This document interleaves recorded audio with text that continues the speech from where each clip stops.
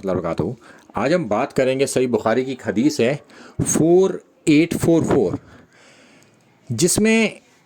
ایک الفاظ ہے کہ حضرت علی کے ساتھ خوارج نے مل کے معاویہ سے جنگ کری، اور یہ جو اسلام 360 سے ترجمہ لیا گیا ہے اس کے اندر یہ الفاظ موجود ہیں، جبکہ اسلام 360 کے ہی عربی متن کے اندر یہ الفاظ موجود ہی نہیں ہے۔ یہ میں نے جو دو فنگرز دکھائے ہیں نا، اس میں ان دونوں کے بیچ کا یہ لفظ ہے، اس کے اندر خوارج کا لفظ ہی نہیں ہے، جبکہ اردو ترجمے میں انہوں نے خوارج کا لفظ استعمال کیا ہے۔ تو یہ مجھے لگتا ہے کہ شاید اگر حسن ظن رکھیں کسی کے بارے میں کہ یہ وہ بریکٹ کے اندر لانی چاہیے تھی یہ چیزوں نے، چونکہ یہ بات انہوں نے اپنی طرف سے لکھی ہے، نہ کہ حدیث کے الفاظ ہیں یہ۔ تو اس سے کئی سارے ناسبی اہل سنت کے لوگوں کو پریشان کرنے کی کوشش کر رہے ہیں، اور کہہ رہے ہیں کہ حضرت علی کے ساتھ خوارج تھے معاویہ کے سے جنگ کرتے وقت، اور حضرت علی نے خوارج کے ساتھ مل کر معاویہ بن سفیان سے قتال کیا۔ تو اس سے وہ تاثر وہاں جا رہا ہے۔ تو میں ریکویسٹ کرتا ہوں اسلام 360 کے لوگوں سے کہ یہ اپنی چیز غلطی کو دیکھیں اور اس کے دونوں طرف بریکٹ لگائیں۔ اگر انہوں نے اپنی طرف سے داخل کی اور یہ غلط طریقے سے داخل ہو گئی تو اس کو یہاں سے ڈیلیٹ کریں، چونکہ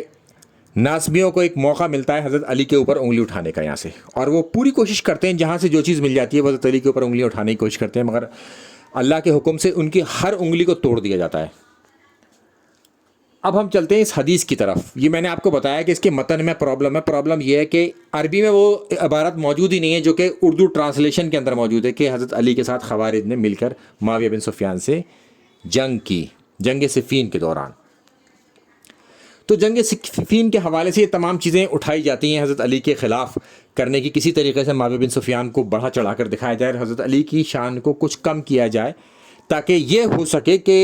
معاویہ بن سفیان نے اجتہاد کیا، ان سے غلطی ہو گئی تو انہیں 1 اجر ملے گا، حضرت علی کو 2 اجر ملیں گے کیونکہ وہ صحیح تھے۔ تو یہ بنانے کی نواسط کی طرف سے، یعنی کہ ناسبیوں کی طرف سے کوشش کی جاتی ہے۔ تو یہ لوگ ناسبی ہیں جو ان دونوں کو برابر کرنے کی کوشش کرتے ہیں اور حق اور باطل کا فرق نہیں کرتے،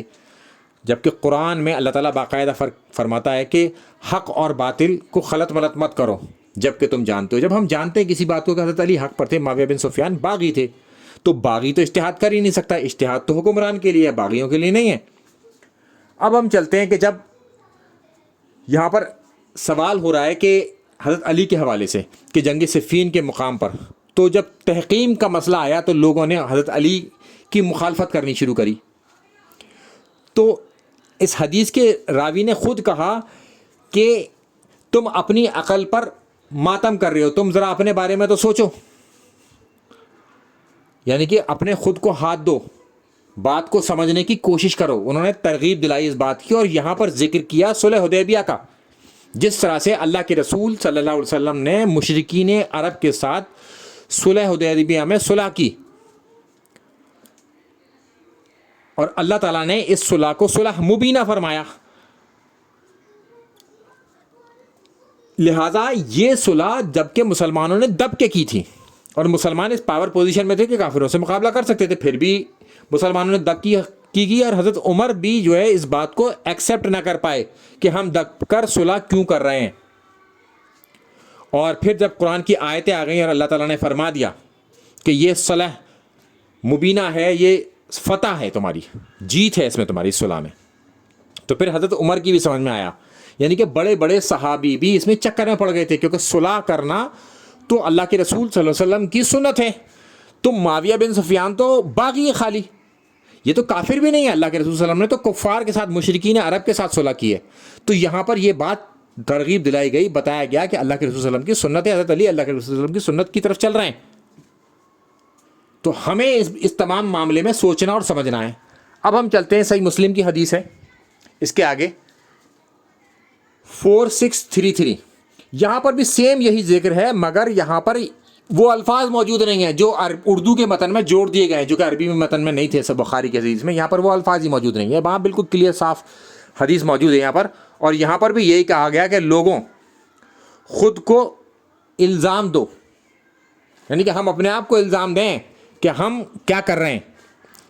حضرت علی تو صلح کی طرف اگر جا رہے ہیں تو وہ اللہ کے رسول صلی اللہ علیہ وسلم کی صلح کی طرف جاتا ہے. پھر یہاں پر صلح حدیبیہ کا ذکر آتا ہے. اسی طریقے سے حضرت عمر مانتے نہیں ہیں, پھر ان کو بھی سمجھایا جاتا ہے اور پھر ان کو بتایا جاتا ہے کہ یہ فتح ہے, تب وہ مانتے ہیں اس بات کو. یعنی کہ بڑے بڑے لوگ جب صلح کری جاتی ہے تو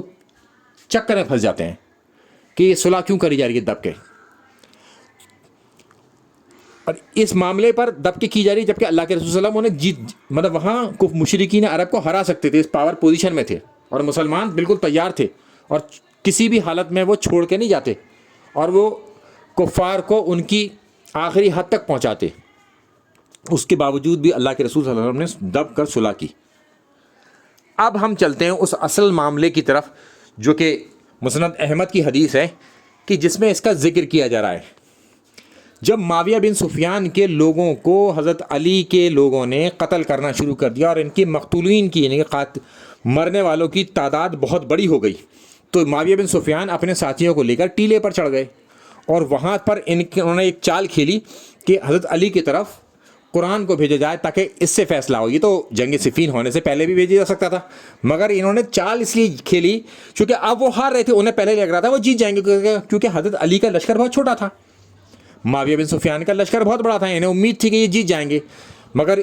پانسا پلٹ گیا اور یہ اب کم تعداد میں رہ گئے. تو انہوں نے ایک نئی چال کھیلی اور قرآن کو حضرت علی کی طرف بھیجا, اور پھر حضرت علی آمادہ ہو گئے صلح کے لیے. پھر جن لوگوں کو کہا جاتا تھا قاری اس وقت, وہ لوگ آئے حضرت علی کی طرف, حضرت علی کے ساتھی تھے وہ, اور قاری تھے اس وقت, وہ قاری تھے, یہ یاد رکھیے گا. چونکہ جب انہوں نے حضرت علی سے یہ مطالبہ کیا کہ ان لوگوں کو جو ٹیلے پہ چڑھے ہیں ان کو ہم چڑھ کر ان پر حملہ کر دیں, اور پھر ان کے بیچ میں اور ہمارے بیچ میں اللہ فیصلہ کر دے گا, یا تو ہم انہیں مار دیں گے یہ ہمیں مار دیں گے. حضرت علی نے تحقیم کے معاملے کو ایکسیپٹ کیا بنسبت ان کو قتل کرنے کی, معاویہ بن سفیان کو قتل کرنے کی. حضرت علی بھی جانتے تھے انہوں نے یہ چال کھیلی ہے, مگر ایک آخری حربہ معاویہ بن سفیان کا تھا, اس کو بھی انہوں نے مانا تاکہ دنیا کے سامنے معاویہ بن سفیان کو ایکسپوز کیا جا سکے. اور معاویہ بن سفیان اس معاملے میں بھی ایکسپوز ہو گئے, اور یہ لوگ حضرت علی کے مخالف ہو گئے, جو قاری تھے وہ مخالف ہو گئے, اور اب یہ خوارج ہو گئے جب انہوں نے خروج کیا. جب کوئی شخص کوئی کام کرتا ہے تب اس پر وہ الزام عائد ہوتا ہے, نہ کہ اس سے پہلے. مثال کے طور پر ایک شخص نے اللہ کے رسول صلی اللہ علیہ وسلم کو دیکھا اور اسلام قبول کیا اور دین کے لیے خدمت پیش کری, تو اس وقت وہ ہو گیا صحابی, اور پھر وہ بعد میں مرتد ہو گیا, یعنی کہ اس نے اسلام کو چھوڑ دیا. تو جب وہ اسلام کو چھوڑے گا تب مرتد ہوگا. اس لیے جب خوارج نے خروج کیا صفین میں تحقیم کے مسئلے کے بعد, تب خوارج کہ ان لوگوں کے اوپر جنہوں نے خروج کیا تھا ان پر الزام لگے گا خوارج ہونے کا, اس سے پہلے نہیں لگے گا. اس سے پہلے ان لوگوں کو کیا کہتے تھے, ان لوگوں کو کہتے تھے قاری.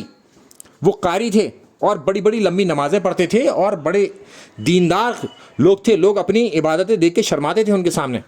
جس قدر وہ عبادت کرتے تھے. تو وہ بڑے لوگ تھے, دیندار لوگ تھے, اور ان کی بھی وہ سمجھ میں نہیں آئی تحقیم کا مسئلہ. جس طرح سے حضرت عمر کی سمجھ میں نہیں آیا نا صلح حدیبیہ, اسی طریقے سے ان کے بھی سمجھ میں نہیں آیا, اور انہوں نے حضرت علی کے خلاف خروج کیا, تب وہ خوارج بنے. یہ پہلی بخاری اور مسلم کی حدیث کی فردر ایکسپلینیشن ہے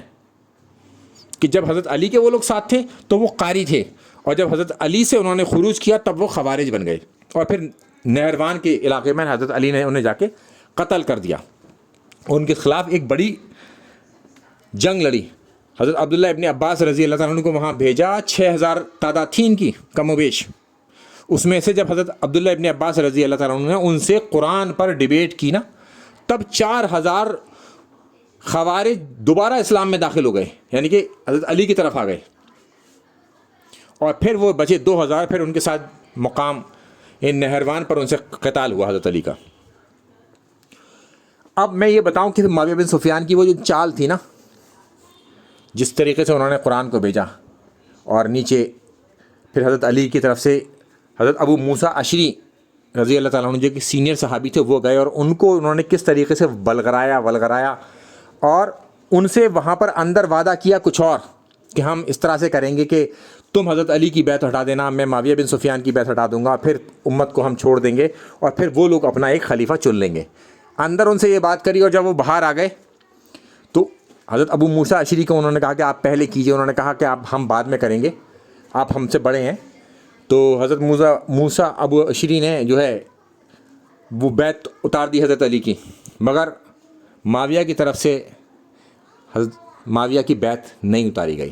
حضرت موسیٰ اشعری کو یہاں پر دھوکہ دے دیا. پھر انہوں نے باہر آ کے ان لوگوں کو بہت برا بھلا کر کہ تم خائن ہو، تم نے اس طریقے سے میرے ساتھ یہ کیا کہ وہاں وعدہ کچھ اور یہاں وعدہ کچھ اور پھر حضرت ابو موسیٰ اشعری کے اوپر بھی کچھ الزامات لگائے ان لوگوں نے، یعنی کہ اتنے سیریس صحابی کو بھی نہیں چھوڑا. تو اس کے بعد خوارج نے خروج کیا حضرت علی کے خلاف کہ آپ نے ان سے تحقیم کے مسئلے پر کیوں ایگری ہوئے، چونکہ ان کے بارے میں تو پتہ ہی تھا یہ غدار ہیں، یہ اس طرح سے پریشان کریں گے، یہ باغی ہیں. جس طرح سے حضرت عمر یہ سمجھتے تھے کہ یہ مشرکین عرب ہیں، یہ باز نہیں آئیں گے، یہ صلح پر نہیں رہیں گے. بات تو ٹھیک تھی، صلح پر نہیں رہیں گے، مگر اللہ تعالیٰ نے کی طرف سے وہ حکم تھا اور اللہ تعالیٰ نے اسے صلح مبینہ، فتح مبینہ فرمایا کہ وہ ایک بڑی فتح ہے یہ صلح جو ہے. مگر اس وقت کسی کے سمجھ میں نہیں آ رہی تھی کیونکہ مسلمان دب کر فیصلہ کر رہے تھے. مگر جب وہ واضح ہو گئی تو پھر سب کو سمجھ میں آ گیا کہ مسلمانوں کی ایک پارٹی بننا، پارٹی کے طور پر ایکسیپٹ کر لیا گیا. سب سے بڑی فتح یہ تھی. دوسرا، پھر اسلام کس تیزی سے پھیلا چاروں طرف. یہ دو بڑی وجوہات تھیں. مگر مشرکین عرب کو تو یہ معاویہ بن سفیان کے والد نے اس معاہدے کو توڑ دیا، جس طرح سے معاویہ بن سفیان نے اپنا وعدہ توڑ دیا تحقیم کے مسئلے پر، اسی طریقے سے ان کے والد نے بھی یہی کام کیا تھا. تو یہ خاندانی کام کرتے ہوئے چلے جا رہے تھے. یہ لوگ وعدہ خلافی کرتے تھے، کہتے کچھ اور تھے، کرتے کچھ اور تھے. تو یہ ہے تحقیم کا مسئلہ. اور اس میں نے پوری بات کلیئر کر دی کہ عربی متن میں جو الفاظ دکھائے گئے ہیں وہ اردو میں اس میں اضافہ کر دیا گیا اور کہہ دیا گیا کہ حضرت علی کی طرف خوارج تھے، جبکہ اس وقت ان کو خوارج کہا ہی نہیں جاتا تھا، وہ تو قاری تھے. جب انہوں نے حضرت علی کے خلاف خروج کیا تحقیم کے مسئلے کے بعد تب وہ خوارج کہلائے. جب تک وہ خروج نہیں کریں گے تب تک خوارج نہیں ہوں گے. اس لیے صفین کے بعد، جنگ صفین کے بعد، تحقیم کے مسئلے کے بعد خوارج کا ظہور ہوا ہے. السلام علیکم ورحمۃ اللہ وبرکاتہ.